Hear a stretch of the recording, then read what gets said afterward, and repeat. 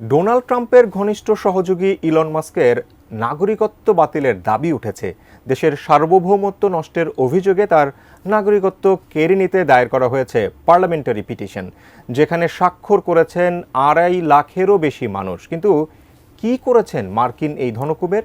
বিস্তারিত থাকছে আরিফ হাসানের প্রতিবেদনে। ইতিহাস গড়ে দ্বিতীয়বারের মতো মার্কিন মসনদে বসেছেন ডোনাল্ড ট্রাম্প। আর এই ট্রাম্পের বিজয়ের মাধ্যমে বিশ্ব রাজনীতিতে নাম লিখিয়েছেন মার্কিন ধনকুবের ইলন মাস্ক। বনে গেছেন মার্কিন রাজনীতির অন্যতম ক্ষমতাধর ব্যক্তি। মার্কিন রাজনীতিতে নাম লেখালেও ইলন মাস্ক যুক্তরাষ্ট্র ছাড়াও জন্মস্থান সাউথ আফ্রিকা এবং কানাডার নাগরিক। তবে এবার মাস্কের কানাডার নাগরিকত্ব বাতিলের দাবি উঠেছে। অভিযোগ, দেশটির সার্বভৌমত্ব নষ্ট করেছেন মার্কিন এই ধনকুবের। এ নিয়ে এক পার্লামেন্টারি পিটিশনও দায়ের করা হয়েছে, যেখানে স্বাক্ষর করেছেন কানাডার 2.5 লাখেরও বেশি মানুষ।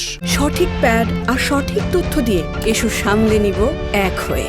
Mona Lisa sanitary napkin.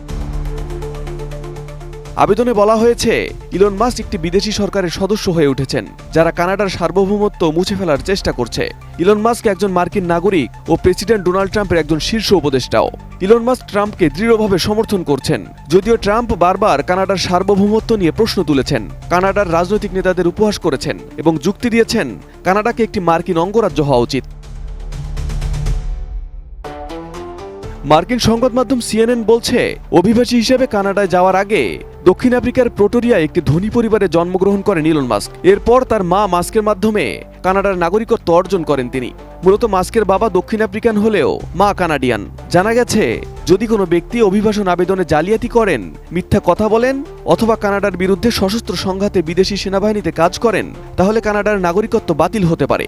আর কানাডার বিরুদ্ধে ষড়যন্ত্রের অভিযোগ এনে ইলন মাস্ককে কানাডার শত্রু হিসেবে আখ্যা দিচ্ছেন দেশটির বিভিন্ন রাজনৈতিক নেতারা। ডোনাল্ড ট্রাম্প ক্ষমতায় বসার পরপরই বিভিন্ন সিদ্ধান্ত এবং মন্তব্যের কারণে বিতর্কিত হয়েছেন।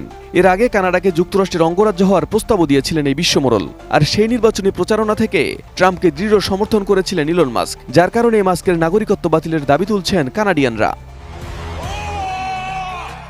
Arif Hasan, ATN news.